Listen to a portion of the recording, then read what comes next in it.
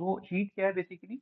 Heat हमारी energy है जो कि हमें कहाँ से मिलती है? इसका जो सोर्स है, जो मेजर सोर्स है, वो है हमारा सन। और हमें आज क्या देखना है? अपना हीट बजट देखना है। ठीक है? हीट बजट बेसिकली क्या होता है? देखो, बजट के बारे में आपने बहुत सुना होगा। बजट बेसिकली जो हमारा इनकमिंग होती है या जो इनकम होती है, ठीक है? और जो हमारी आउटगोइंग होती है, ठीक है? इसका बेसिकली क्या होता है? लेखा-जोखा होता है। जैसे जब हम बजट की बात करते हैं अपनी इकोनॉमी में, तो उसमें बजट क्या होता है? उसमें इनकम और जो हमारे आउटगोइंग्स होती है, या फिर मैं इकोनॉमिक लैंग्वेज में बोलूँ तो जो हमारे एक्सपेंडिचर होते हैं, उन दोनों का बेसिकली मेजरमेंट होता है। तो उसमें हम देखते हैं कि हमारी जो स्टेट है, जो हमारा राज्य है, उसकी इनकम कितनी है, और उसको अपन लोग फिर किससे देखते हैं? एक्सपेंडिचर से देखते हैं, और उसमें जो हमारे द्वारा लोन लिया जाता है, उसको भी हम ऐड ऑन करते हैं। ठीक है? हमारी इनकम में।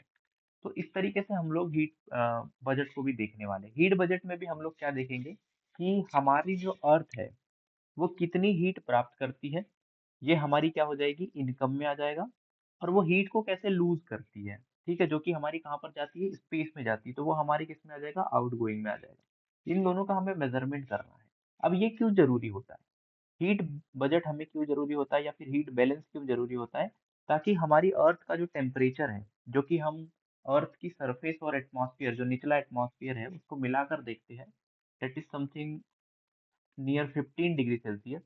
तो अराउंड 15 डिग्री सेल्सियस के पास जो है हमारा वो टेम्परेचर बना रहे, इसीलिए हीट बजट या फिर हीट बैलेंस जो होता है वो बड़ा इंपॉर्टेंट होता है। क्योंकि ये जो एनर्जी का जो बैलेंस है, इनकम और जो आउटकम है, ये आउटगोइंग है, इन दोनों के बीच में अगर हमें देखने को मिलेगा कि बैलेंस नहीं है, तो कहीं न कहीं हमें या तो हीट में क्या देखने को मिलेगा? बढ़ोतरी देखने को मिलेगी, टेम्परेचर में हमें इंक्रीज़ देखने को मिलेगा, या फिर एक तो सडन फॉल देखने को मिलेगा। ठीक है?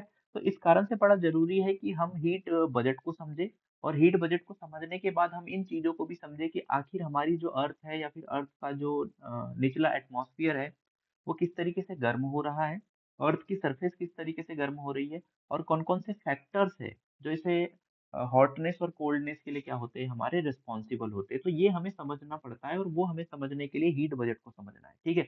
जब हम हीट बजट को समझते हैं, तब जाके हम टेम्परेचर और अन्य चीज़ों को बहुत अच्छे से समझ पाते हैं। तो इसीलिए सबसे पहली चीज़ हमें ज़रूरी है कि हम हीट बजट को समझें। अब हीट का मैंने आपको बताया ओनली सोर्स हमारा क्या है? सन है। और उसके बाद हम सारी चीज़ों को समझेंगे। अब देखो, 2 चीज़ पहले आप समझ लो कि सबसे पहले हम इनकम को समझेंगे, या फिर मैं दूसरे वर्ड में कहूँ तो इनकमिंग सोलर रेडिएशन, जो कि कहाँ से आता है? हमारा सन से आता है, जो कि शॉर्ट वेव का होता है। क्यों होता है, वो भी मैंने आपको बताया है वीन का डिस्प्लेसमेंट लॉ के अकॉर्डिंग। तो उसके कारण हमारी सन से जो एनर्जी आती है, इसको अपन 100 यूनिट मानेंगे, या फिर आप परसेंट भी मान सकते हो, कोई दिक्कत नहीं। 100 यूनिट अपन मान के चलेंगे। मतलब सन से जो हमारी एनर्जी आ रही है ना? जो कि 1/2 बिलियन होती है, उसको हम क्या मानेंगे? 100 यूनिट मानेंगे। उस 100 यूनिट का फिर हम डिस्ट्रीब्यूशन देखेंगे कि किस तरीके से कौन-कौन से फैक्टर्स होते हैं, कितना एल्बिडो होता है, कितना परसेंट एटमॉस्फेयर में रहता है, कितना परसेंट वो सरफेस पे आती है। उसके बाद अपन लोग जाएँगे कहाँ पर? अपनी आउटगोइंग पे। जब अपनी इनकम या फिर जो इनकमिंग सोलर रेडिएशन का जो पूरा मेज़रमेंट हो जाएगा, हम उसको अच्छे से मेज़र कर लेंगे, तो फिर अपन आउटगोइंग रेडिएशन पे चले जाएँगे, जिसमें हम देखेंगे कि हमारी जो अर्थ है, इवन अर्थ का जो एटमॉस्फियर है, वो आई हुई सोलर रेडिएशन को, इनकमिंग सोलर रेडिएशन को किस तरीके से लूज़ करता है, और वो कहाँ जाती है? हमारी स्पेस में जाती है। तो देखो, आने वाली जो इनकमिंग सोलर रेडिएशन है, वो कितनी रहेगी? हमारी 100 यूनिट। तो हमें 100 यूनिट आउटगोइंग भी देखनी होगी। ठीक है? 100 यूनिट क्या देखनी होगी? आउटगोइंग भी देखनी होगी। तो इस तरीके से हम लोग क्या करेंगे? अपना मेज़रमेंट करेंगे। ठीक है? अब बहुत सारी चीज़ें मुझे समझाने की ज़रूरत नहीं है कि इनकमिंग सोलर रेडिएशन क्या होता है, क्योंकि हमने लास्ट में ही देखा अपने इंसोलेशन में। लॉन्ग वेवलेंथ क्या होती है, शॉर्ट वेवलेंथ क्या होती है, हमने बहुत चीज़ें समझ ली है जो कि हमको यहाँ पे समझनी होती थी। अब हम डायरेक्ट स्टार्ट करेंगे अपना क्या? Heat budget. ठीक है? देखो, सबसे पहले अपन इनकमिंग सोलर रेडिएशन की बात करते हैं, और इनकमिंग सोलर रेडिएशन में सबसे पहले मैं आपको बात करूँ कि हमारी जो पूरी की पूरी रेडिएशन है, इसको मैं मान के चलता हूँ कि ये कहाँ से आ रही है? हमारी सन से आ रही है, और ये कितनी यूनिट है? तो ये हमारी है 100 यूनिट। ठीक है? ये जो हमारी आ रही है, ये कितनी है? 100 यूनिट है। ठीक है? मतलब 100 यूनिट या 100 पार्ट्स या 100% जो हमारी पूरी की पूरी सोलर रेडिएशन थी, उसके थ्रू हमारे पास एनर्जी आई। तो वो 100 पार्ट थी या फिर 100 यूनिट थी। अब इसमें से जैसे ही वो अर्थ के एटमॉस्फेयर में एंटर करती है, लगभग यहाँ पे मैं आपको अर्थ बना देता हूँ। ये हमारा अर्थ है। तो जैसे ही वो अर्थ के एटमॉस्फेयर में एंटर करती है, ये हमारा अर्थ हो गया और अर्थ का एटमॉस्फेयर भी बना देते हैं। जैसे ही वो हमारे अर्थ के एटमॉस्फेयर में एंटर करती है, तो यहाँ पे उसे सस्पेंडेड पार्टिकुलेट मैटर देखने को मिलते हैं, बहुत सारी गैसेस देखने को मिलती है, क्लाउड देखने को मिलते हैं, ठीक है? जिस कारण से हमारी जो इंसोलेशन है, इनकमिंग सोलर रेडिएशन है, वो क्या होता है? इफेक्ट होता है और कुछ को वो एब्ज़ॉर्ब करते हैं, कुछ को रिफ्लेक्ट बैक कर देते हैं स्पेस में, इस तरीके की गतिविधियाँ जो है हमें देखने को मिलती है। अब ये जो 100 यूनिट आ रही है, इस 100 यूनिट में से, ठीक है, जो 100 यूनिट इंसोलेशन हमारे पास आ रहा है, इसमें से इस 100 यूनिट में से लगभग जो 27% होता है ना? लगभग 27% वो जो हमें क्लाउड्स देखने को मिलते हैं। हमें जो क्लाउड्स देखने को मिलते हैं अपने एटमॉस्फेयर पे, ये क्लाउड क्या होते हैं? व्हाइट कलर के होते हैं, ठीक है? मतलब वो हमारे इंसोलेशन को एब्ज़ॉर्ब नहीं करते हैं, वो क्या करते हैं? रिफ्लेक्ट बैक कर देते हैं। अगर टेरेस्ट्रियल रेडिएशन है तो उसको भी रिफ्लेक्ट बैक कर देते हैं टुवर्ड्स द अर्थ सरफेस और हमारा जो इनकमिंग सोलर रेडिएशन है उसको भी ये रिफ्लेक्ट बैक कर देते हैं। बट जब ये इसको रिफ्लेक्ट करेंगे तो किसकी ओर करेंगे? ये स्पेस की ओर करेंगे, इस प्रकार से स्पेस की ओर इसको क्या कर देंगे? मोड़ देंगे। और ये कितने परसेंट होता है या कितनी यूनिट होता है? तो ये होता है आपका 27 यूनिट, ठीक है? 100 में से 27 यूनिट जो है हमारे क्लाउड्स के थ्रू कहाँ पर चला जाता है? स्पेस में चला जाता है रिफ्लेक्ट बैक होके।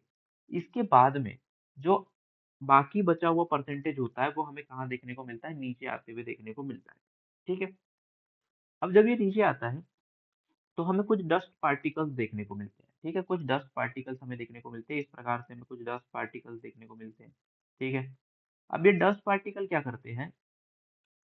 इसमें अलग-अलग पार्टिकल्स आ जाएँगे। जितने भी हमने एरोसॉल्स में पार्टिकल्स पढ़े थे, इवन जो सॉलिड पार्टिकल्स हमने पढ़े थे, वो सारे आप पार्टिकल्स को इसमें क्या कर लीजिए, ऐड ऑन कर लीजिए, ठीक है?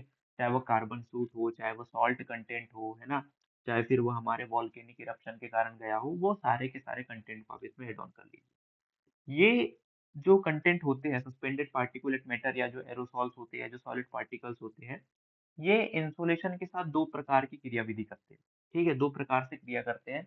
एक तो ये एब्ज़ॉर्ब कर लेते हैं, कुछ को क्या कर लेते हैं ये एब्ज़ॉर्ब कर लेते हैं और कुछ को ये क्या कर देते हैं रिफ्लेक्ट बैक कर देते हैं और रिफ्लेक्ट बैक किधर करते हैं ये स्पेस की ओर ही करते हैं। मतलब जिस तरीके से क्लाउड ने रिफ्लेक्ट बैक किया था, वैसे ये भी इसको क्या करते हैं रिफ्लेक्ट बैक करते हैं स्पेस में, ठीक है? बट क्लाउड का जो कवर होता है वो बहुत ज़्यादा होता है। क्लाउड कवर हमें ज़्यादा देखने को मिलेगा, इवन क्लाउड कवर हमें ऊपर देखने को मिलेगा। अपना जो अपर स्काई होता है, ऊपर का जो आसमान होता है या फिर अपर एटमॉस्फेयर होता है, वहाँ पे हमें क्लाउड कवर ज़्यादा देखने को मिलता है। कौन-सा cloud cover? Cirrus cloud white, जो कि कैसे होते हैं? व्हाइट कलर के होते हैं, ठीक है? तो वो ज़्यादा ही हमें क्या करते हैं? रिफ्लेक्ट बैक करते हैं, तो वो 27% होता है। बट हमारे जो डस्ट पार्टिकल होते हैं, ये जो रिफ्लेक्ट बैक करते हैं, ये कम होता है। ये समथिंग हमें कितना देखने को मिलता है? 6 यूनिट देखने को मिलता है। आप परसेंटेज में ले रहे हैं तो 6% भी बोल सकते हैं, ठीक है? फिर इसके बाद बाकी का जो बचा हुआ जो इंसोलेशन होता है वो कहाँ पर हमें देखने को मिलता है? फिर वो फर्दर आगे बढ़ता है और फिर अब वो कहाँ पर आता है? अर्थ के अंदर आता है, अर्थ के एटमॉस्फेयर के अंदर आता है। इसके बाद लगभग 14% 14% जो होता है या फिर यूनिट जो होता है इंसोलेशन, वो हमारे एटमॉस्फेयर में ट्रैप हो जाता है। क्यों? क्योंकि एटमॉस्फेयर में हमें कार्बन डाइऑक्साइड देखने को मिलेगी, जो इनकमिंग सोलर रेडिएशन का थोड़ा-सा पार्ट को एब्ज़ॉर्ब कर लेती है। उसके अलावा हमें क्या देखने को मिलेंगे? सॉलिड पार्टिकल्स देखने को मिलेंगे। मैंने बोला कि ये भी क्या करते हैं? एब्ज़ॉर्ब करते हैं।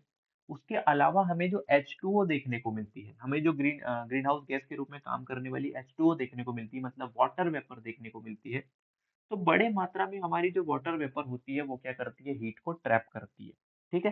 तो अलग-अलग पार्टिकल्स, जो सॉलिड पार्टिकल्स है, उसके अलावा हमारी जो H2 है, उसके अलावा जो हमारी कार्बन डाइऑक्साइड है, तो ये जो गैसेस होती है, ये क्या करती है? लगभग 14% मतलब 14% जो हमारी क्या होती है इनकमिंग सोलर रेडिएशन होती है उसको ये ट्रैप कर लेती है। कहाँ पे ट्रैप कर लेती है? हमारे एटमॉस्फेयर में। तो अपर एटमॉस्फेयर में लगभग 14% जो है ये ट्रैप हो जाती है। मैं इस तरीके से ट्रैप कर देता हूँ। ठीक है? तो 14% या फिर 14 यूनिट 14 यूनिट जो हमारी इनकमिंग सोलर रेडिएशन थी ये ट्रैप हो गई। कहाँ पर ट्रैप हो गई? हमारे एटमॉस्फेयर में। क्यों ट्रैप हो गई? मैंने आपको बता दिया। अब इसके बाद की जो है सारी की सारी जो हमारी सोलर रेडिएशन थी, इनकमिंग सोलर रेडिएशन थी, वो कहाँ पर आएगी? हमारे अर्थ पर आएगी, ठीक है? ये पूरी की पूरी कहाँ पर आ जाएगी, अर्थ पे आ जाएगी। अब जैसे ये अर्थ पे आएगी, तो हमारी अर्थ की जो सरफेस है ना, जो धरातल है हमारा, जो सरफेस है, उसमें हमें क्या देखने को मिलते हैं, आइस क्रिस्टल्स देखने को मिलते हैं, आइस कैप्स देखने को मिलते हैं, ग्लेशियर देखने को मिलते हैं, ठीक है? जो कि ज्यादातर पोलर एरियाज में ही हमें आइस कैप्स देखने को मिलते हैं।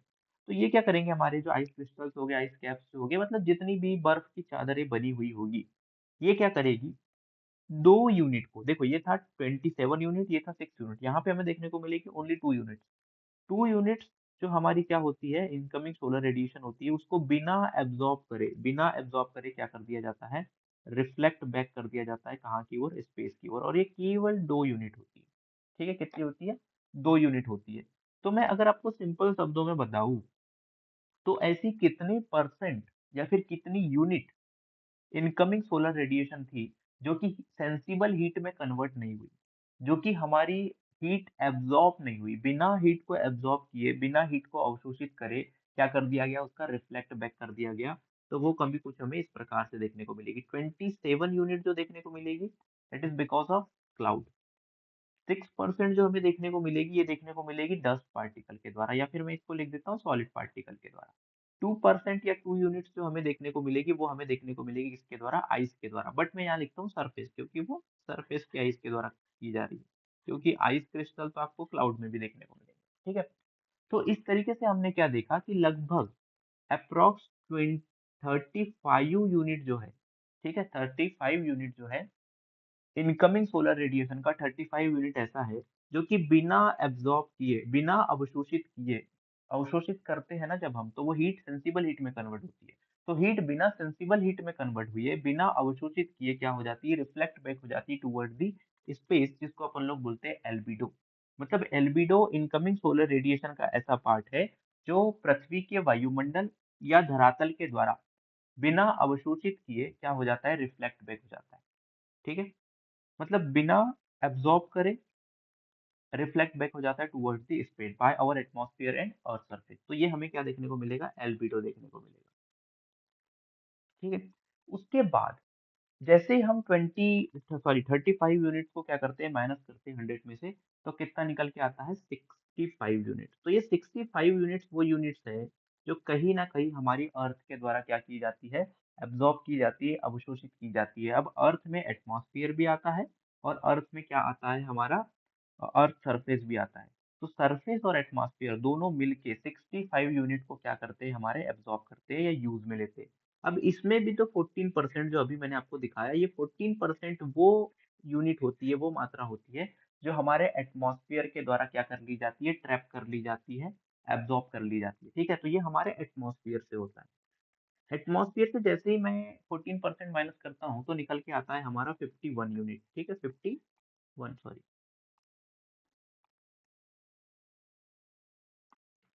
51 यूनिट बचता है। अब ये 51 यूनिट्स का क्या है, देखो इस 51 जो है पूरी की पूरी हमारी कहाँ पर आती है, अर्थ सरफेस पे आती है, और अर्थ सरफेस इसको क्या करता है, बकायदा एब्जॉर्ब करता है, अवशोषित करता है।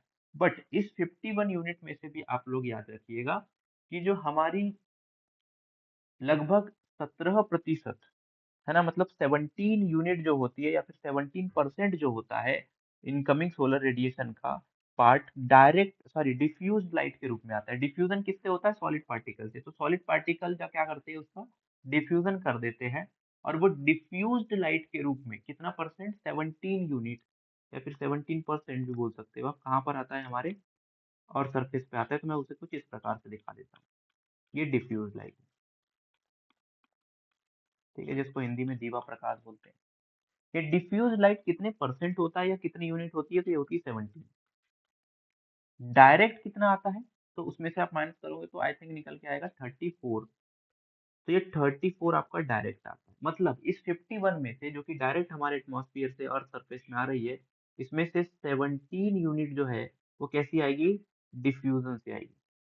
और जो 51 में से बचा आपका 34 यूनिट, वो कैसे आएगा, आपका डायरेक्ट सनलाइट के रूप में आएगा। ठीक है, इस प्रकार से हमारा पूरा का पूरा इनकमिंग सोलर रेडिएशन हमें देखने को मिलता है। एक बार समझा रहा हूँ, समझना। मैंने माना कि हमारी जो इनकमिंग सोलर रेडिएशन है, जो सन से आ रही है, सर इनकमिंग सोलर रेडिएशन नहीं बोलता मैं इसको, सोलर रेडिएशन बोलता हूँ। ठीक है, जो सन से आने वाली सौर विकिरण है, सोलर रेडिएशन है, उसको मैंने 100 यूनिट माना। वो 100 यूनिट जैसे ही हमारे एटमॉस्फेयर में एंटर हुई, सबसे पहले उसका सामना हुआ क्लाउड से। क्लाउड को फेस जैसे उसने किया, तो क्लाउड, वो आपको पता है कि जो अपर क्लाउड होते हैं, जो अपर लेवल के क्लाउड होते हैं, वो जनरली आइस क्रिस्टल से बने हुए होते हैं, क्योंकि उसका जो कंडेंसेशन होता है, वो कहाँ पर हमें देखने को मिलता है, ड्यू पॉइंट पे ना देखने को मिलता है, फ्रीजिंग पॉइंट पे देखने को मिलता है। तो फ्रीजिंग पॉइंट के कारण आइस क्रिस्टल बनते हैं, ठीक है। तो वो 27% पहले ही क्या कर दिया जाता है, रिफ्लेक्ट कर दिया जाता है कहाँ की ओर, स्पेस की तरफ, जो कि 27 है। उसके बाद जो डस्ट पार्टिकल्स हमें देखने को मिलते हैं, ये डस्ट पार्टिकल लगभग 6 यूनिट को क्या करते हैं, रिफ्लेक्ट बैक करते हैं स्पेस की तरफ। और 2 यूनिट जो होती है, 2% जो होता है, वो किसके द्वारा रिफ्लेक्ट किया जाता है, हमारे सरफेस के द्वारा। और सरफेस में भी जो मैक्सिमम पार्ट होता है, वो हमारे आइस के द्वारा, ठीक है। तो इस तरीके से 35 यूनिट जो होता है, वो हमारा एल्बिडो होता है, जो एब्जॉर्ब नहीं किया गया, बिना एब्जॉर्ब करे, बिना सेंसिबल हीट में कन्वर्ट किए, उसे क्या कर दिया गया, रिफ्लेक्ट बैक कर दिया स्पेस की तरफ। आगे हम देखेंगे कि ये जो अनादर 65 यूनिट्स है, इसको भी रिफ्लेक्ट बैक किया जाता है, या फिर किसी ना किसी फॉर्म में क्या कर दिया जाता है, स्पेस में ही रिलीज कर दिया जाता है। बट वो डायरेक्ट नहीं होता, वो एब्जॉर्ब करने के बाद में होता है, इसलिए हम उसे अलग तरीके से पढ़ते हैं, है ना, उसको आउटगोइंग में पढ़ते हैं। इसको हम इनकमिंग में ही एल्बिडो हमने पढ़ लिया। क्यों? क्योंकि इसको सेंसिबल हीट में कन्वर्ट नहीं किया गया है, इसको एब्जॉर्ब नहीं किया गया है, इसको अवशोषित नहीं किया गया है, इसका कोई यूज नहीं है। बिना यूज करे इसको क्या कर दिया गया, वापस कर दिया गया। तो ये एल्बिडो है, ठीक है। उसके बाद जो अनादर 65 यूनिट होती है, उस 65 यूनिट में से 14 यूनिट, 14% हम क्या करते हैं, हमारे जो एटमॉस्फेयर होता है, हमारे एटमॉस्फेयर में जो अलग अलग गैसेस होती है, जो सॉलिड पार्टिकल्स होते हैं, वो इसे क्या करते हैं, अवशोषित करते हैं, और ये एटमॉस्फेयर में ही रहती है, ये हमारे अर्थ सरफेस पे नहीं आती है, ठीक है। ये एटमॉस्फेयर में ही ट्रैप रहती है, ठीक है। अब एटमॉस्फेयर में भी अलग अलग स्फेयर में आपको देखने को ये मिलती है। ज्यादा से ज्यादा आपको कहाँ देखने को मिलेगी, स्ट्रेटोस्फेयर में देखने को मिलेगी, ओजोन के पास, थर्मोस्फेयर में देखने को मिलती है, ठीक है।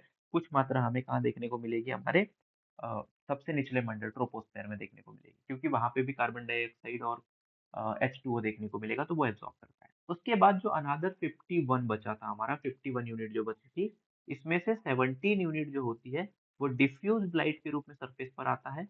और बाकी जो 34 यूनिट होती है, वो डायरेक्ट सनलाइट के रूप में हमारी अर्थ सरफेस पे आता है। मतलब सारा का सारा 65 यूनिट जो है, वो एटमॉस्फेयर और सरफेस के थ्रू क्या कर लिया जाता है, एब्जॉर्ब कर लिया जाता है। Clear? Yes sir. Yes sir. चलो, अब अगर इनकमिंग सोलर रेडिएशन क्लियर हो गया, तो हम लोग आउटगोइंग सोलर रेडिएशन की बात करते हैं, कि आने वाली चीजें तो हमने देख ली।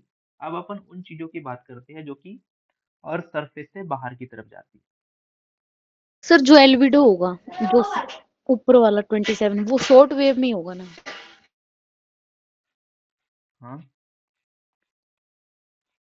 हाँ, वो तो जिस एल्बिडो वेवलेंथ होगा। में आएगा, उसको उस वेवलेंथ में छोड़ दिया जाएगा वापस। Okay sir. चलो, तो अपने पास यहाँ पे अर्थ पे कितनी एनर्जी ट्रैप है, 51 यूनिट, ठीक है।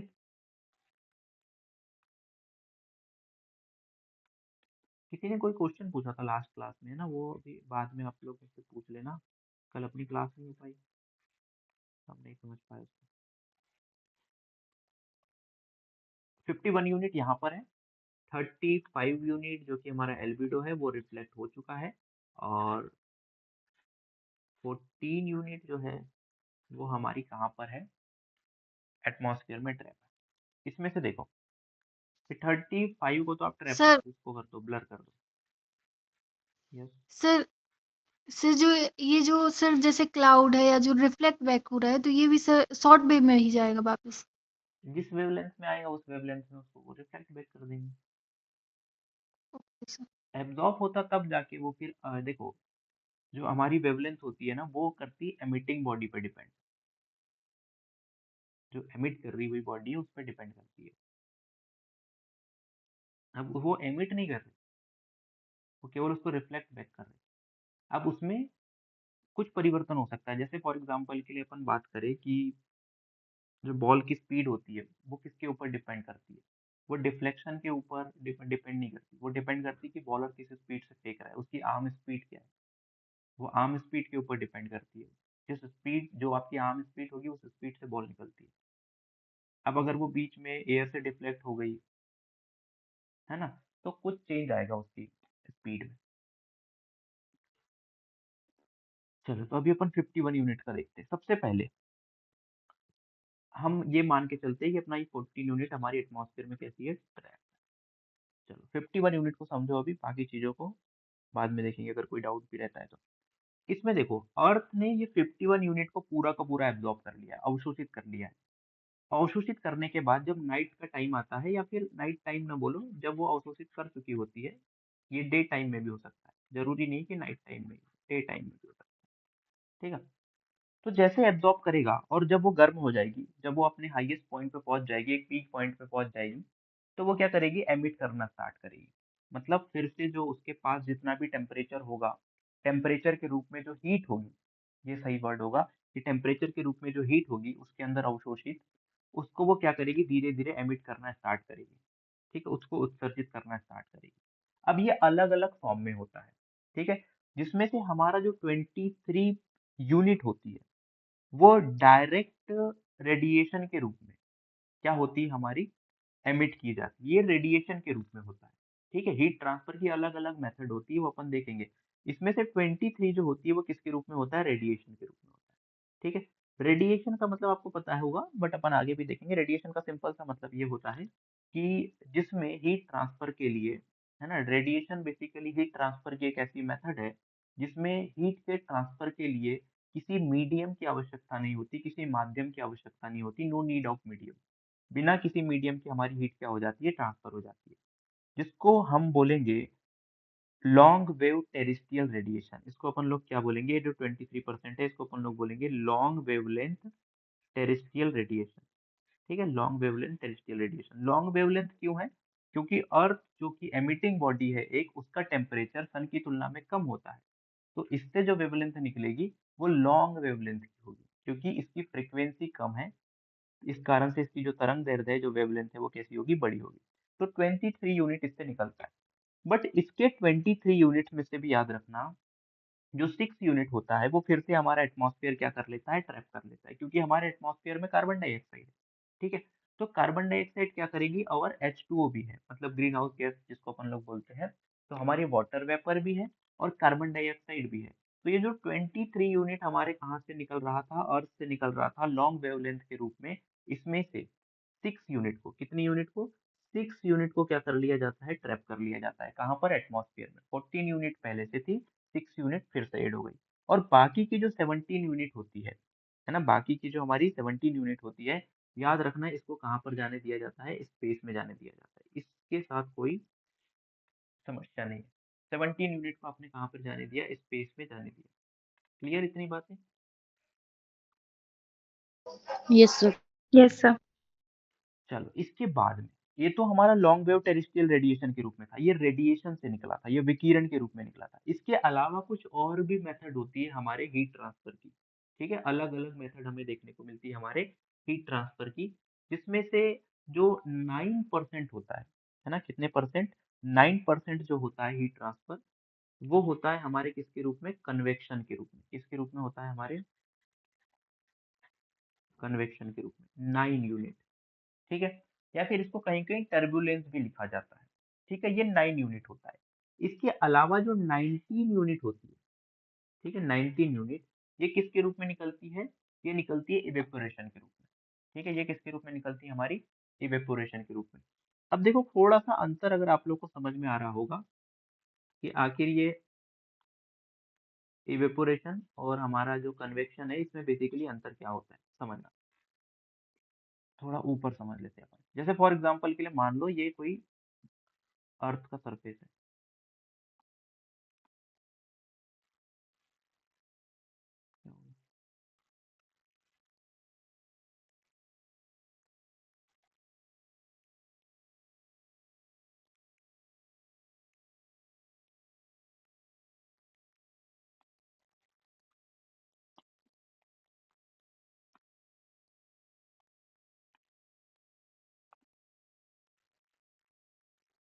ये हमारी अर्थ का सरफेस है। ठीक है, अब इसमें 51 यूनिट आपकी क्या थी, हीट थी। हीट से अर्थ गर्म हुआ, ठीक है। गर्म होने के बाद मान लो यहाँ पे कोई वाटर बॉडी थी।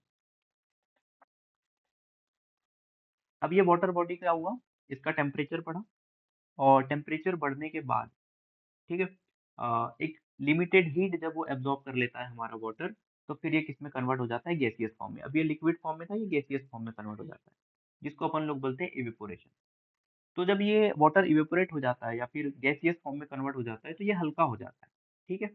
और इतना हल्का हो जाता है कि ये सराउंडिंग एयर से भी हल्का हो जाता है, क्योंकि सराउंडिंग एयर का जो मॉलिक्यूलर मास निकलता है, मॉलिक्यूलर वेट जो निकलता है, वो हमारी वाटर वेपर से कैसा निकलता है, कम निकलता है, क्योंकि सराउंडिंग एयर में आपकी नाइट्रोजन होती है और ऑक्सीजन होती है, जिसका मॉलिक्यूलर वेट अगर आप निकालेंगे तो विच इज अराउंड 29 के लगभग निकलता है। बट जब उसमें वाटर वेपर की मात्रा हो जाती है, H2O की मात्रा हो जाती है, तो चूंकि H2O का आपका जो निकलेगा मॉलिक्यूलर वेट वो कम होगा, क्योंकि उसमें हाइड्रोजन है, ठीक है, और हाइड्रोजन के दो है, तो ये दो मॉलिक्यूल, दो एटम्स ले लो। तो इसका जो मॉलिक्यूलर वेट निकलता है, जिस भी एयर में हमारी वो H2 होती है, उसका कम निकलता है, जिस कारण से हमारी जो वाटर वेपर होती है वो सराउंडिंग एयर से हल्की हो जाती है और ये ऊपर की ओर चली जाती है, तो ये इवेपोरेशन हुआ। और इससे कितनी हीट लूज हो रही है, इससे लगभग हमें देखने को मिल रही है 90। अब कन्वेक्शन क्या हुआ, देखो कन्वेक्शन भी एक हीट को ट्रांसफर करने का क्या होता है, एक मीडियम होता है, ठीक है। बट इसमें कन्वेक्शन में क्या होते हैं कि जो पार्टिकल्स होते हैं वो स्वयं हीट को क्या करते हैं, ट्रांसफर करते हैं। अभी मैं इसमें डीप में इसलिए नहीं जा रहा, क्योंकि ये नेक्स्ट टॉपिक में इसको मैं पढ़ाने ही वाला हूँ, समझाने ही वाला हूँ, और उसके लिए बकायदा अच्छे एग्जाम्पल के साथ समझाऊंगा आपको। तो दूसरी चीज मैं शॉर्ट में आपको समझाता हूँ कि कन्वेक्शन क्या है। देखो हीट को एब्जॉर्ब करी, अर्थ सरफेस गर्म हो चुका है। अर्थ सरफेस जैसे ही गर्म होता है, तो अर्थ से जो सराउंडिंग एयर होती है वो भी गर्म हो जाती है। अब उसमें दो प्रोसेस हमें देखने को मिलती है जनरली। एकदम जो सराउंडिंग एयर होती है, जिसके एयर के जो मॉलिक्यूल्स एकदम अर्थ सरफेस से क्या होते हैं, चिपके हुए होते हैं, संपर्क में होते हैं, वहां पे हमें देखने को मिलता है कंडक्शन, ठीक है, चालन देखने को मिलता है। उस कारण से जो है हमारी अर्थ सरफेस से एकदम जो निचले वायुमंडल होता है उसके कण क्या हो जाते हैं, गर्म हो जाते हैं। मतलब यहाँ पे जो हमें एयर देखने को मिलेगी वो क्या हो जाएगी, गर्म हो चुकी होगी यहाँ पे। जब ये एयर गर्म हो चुकी होगी, तो गर्म होने के बाद ये गर्म होने के साथ साथ ये हल्की हो जाएगी, ठीक है। तो हल्की होने के कारण ये क्या होती है, ऊपर उठती है, और अपने साथ हीट को ये ऊपर की ओर क्या करती है, ट्रांसफर करती है। हीट को अपने साथ लेकर जाएगी, और ये किसके मॉलिक्यूल है, ये एयर के मॉलिक्यूल है, ठीक है। तो इसमें हमें क्या देखने को मिलती है, हीट ट्रांसफर देखने को मिलती है, जिसको अपन लोग बोलते हैं कन्वेक्शन, और इसी को हम टर्बुलेंस भी बोलते हैं, ठीक है। तो ये हमारा कन्वेक्शन। इवेपोरेशन में वाट लिक्विड जो है वो गैसियस फॉर्म में कन्वर्ट हुआ और फिर ऊपर गया, ये भी हीट लेकर जाती है, कन्वेक्शन भी हीट लेकर जाती है। कन्वेक्शन के थ्रू हमारी 9 यूनिट हीट जाती है, ठीक है। अब कभी कभी देखना, इवेपोरेशन के कारण भी वाटर वेपर ऊपर जाता है, कभी कभी कन्वेक्शन के कारण भी वाटर वेपर ऊपर जाता है, कन्वेक्शन के साथ साथ। क्योंकि अगर यहाँ पे भी हम कोई मान ले कि यहाँ पे कोई वाटर बॉडी है, ठीक है, यहाँ पे कोई वाटर बॉडी है, तो वाटर बॉडी भी गर्म होगी, वो इवेपोरेट हो जाएगा वाटर, और कन्वेक्शन के साथ ये दोनों ही ऊपर जाएंगे। इस कारण से ये जनरली कहाँ पर होता है, इक्वेटोरियल एरिया में होता है। तो इक्वेटर में हमें क्या देखने को मिलता है, कन्वेक्शनल रेनफॉल देखने को मिलती है, जहाँ पे सरफेस पूरा गर्म हो जाता है, तो एयर भी ऊपर जाती है, उसके साथ साथ इवेपोरेट हुआ हुआ वाटर वेपर भी ऊपर जाता है, और वो फिर क्या करता है, हमारा रेन करता है। तो आई होप ये दोनों चीजें आपको क्लियर हुई होगी। इसमें कंफ्यूजन नहीं होता, पहली बार पढ़ने वाले को कंफ्यूजन नहीं होता, कंफ्यूजन उसको होता है जो रेनफॉल को समझता है, ठीक है। तो आई होप ये कंफ्यूजन आपको क्लियर हुआ होगा, अगर था तो। नहीं था तो बहुत बढ़िया। तो कन्वेक्शन से 9% हीट लूज हुई, और इवेपोरेशन से 19। अब ये डायरेक्ट स्पेस में नहीं जाती है ना, इसकी इतनी एनर्जी नहीं होती है कि ये डायरेक्ट कहाँ चले जाए, हमारे स्पेस में चले जाए। स्पेस में केवल अभी 17 यूनिट गई है, जिसको मैं एक यहाँ पे बाउंड्री सेट कर देता हूँ, ठीक है। इसके अलावा जो बाकी यूनिट थी, 9 यूनिट प्लस 19 यूनिट, को इसी कलर से दिखाया तो अच्छा, 9 यूनिट प्लस 19 यूनिट, ये भी हमारे एटमॉस्फेयर में ट्रैप हो जाती है। तो कितनी टोटल हमारी एटमॉस्फेयर में ट्रैप हो गई, शायद अगर 51। मैं गलत नहीं हूँ तो ये हो गई 48।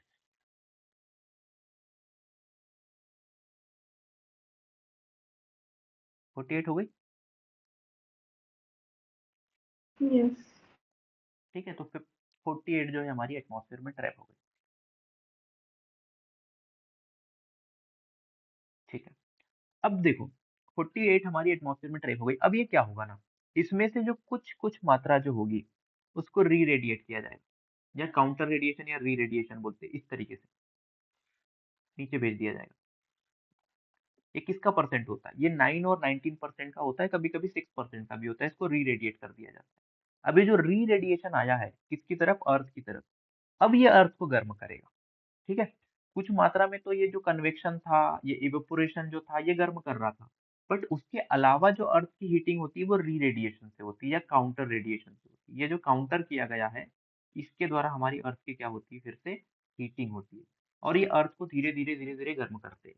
और फिर ये गर्म करने के बाद फिर कन्वेक्शन की प्रोसेस होती है, फिर इवेपोरेशन की प्रोसेस होती है, फिर आपका जो लॉन्ग वेव टेरेस्ट्रियल रेडिएशन है वो ऊपर जाता है। इस तरीके से ये लगातार प्रोसेस चलती रहती है और थोड़ी-थोड़ी हीट, बहुत ज़्यादा मात्रा में नहीं, ऐसा नहीं कि बहुत ज़्यादा मात्रा में हीट लूज़ हो रही है, बट थोड़ी-थोड़ी हीट जो है ये 48% की धीरे-धीरे स्पेस में जाती रहती है। बहुत ज़्यादा मात्रा में नहीं, धीरे-धीरे में। बट कुछ देर ये क्या होती है? ट्रैप होती है।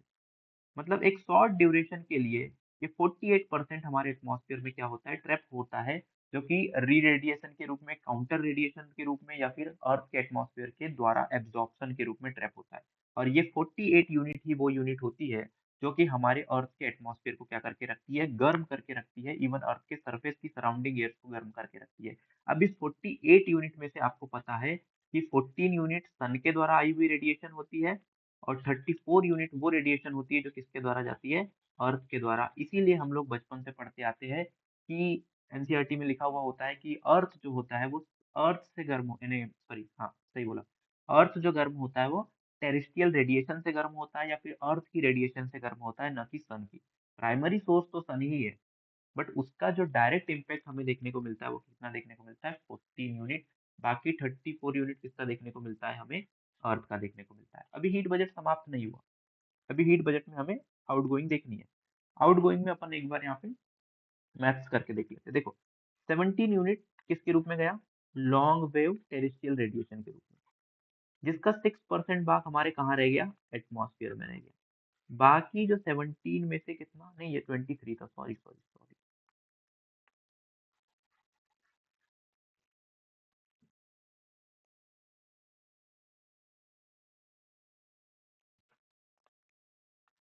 23 था। बाकी 17 कहाँ चला गया? स्पेस में, ये स्पेस वाली बाउंड्री। उसके बाद 19 9 यूनिट भी चला गया, 19 भी चला गया, ठीक है। 9 आपका किससे गया था? कन्वेक्शन से गया था। 19 आपका किससे गया था? एवेपोरेशन से गया था। ये अभी ट्रैप है। इसके अलावा कुछ गया क्या? नहीं। मतलब ये 6 हो गया, ये 9 हो गया, ये 19 हो गया। 14 यूनिट ऐसी थी जो कि पहले से ही ट्रैप थी। इस तरीके से मैंने देखा कि 48 यूनिट जो है हमारा वो एटमॉस्फेयर में ट्रैप है, जो कि धीरे-धीरे आपका निकल जाएगा। इस तरीके से धीरे-धीरे जाएगा, डायरेक्ट नहीं जाता ये, ठीक है। धीरे-धीरे कन्वेक्शन होता जाएगा, निकल जाएगा, टर्बुलेंस होता जाएगा, चला जाएगा। फिर जैसे ही ये स्ट्रेटोस्फेयर में क्रॉस होता है, वो धीरे-धीरे हीट को हमारे जो पार्टिकल्स होते हैं, वो अपने हल्की जो गैसेस होती है, वो धीरे-धीरे, बहुत धीरे-धीरे क्या करती जाती है? ट्रांसफर करती जाती है और वो एग्ज़ोस्फेयर के में ट्रांसफर कर देती है और एग्ज़ोस्फेयर जो कि वो धीरे-धीरे कहाँ पे मिल जाता है? हमारे स्पेस में मिल जाता है। तो ये थी हमारी 48 और पहले से हमारा कितना चला गया था? 17 चला गया था। ये डायरेक्ट देखो, ये डायरेक्ट गया था। तो मुझे बताओ टोटल कितना हो गया?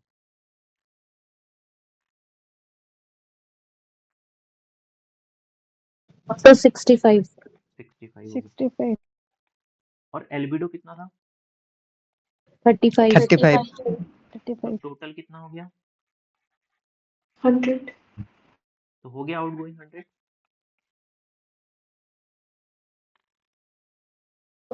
Yes, sir. तो ये हो गया हमारा, जैसे हम बचपन में पढ़ते थे ना, LH is equal to RH, ठीक है। क्लियर? ये हमारा हीट बजट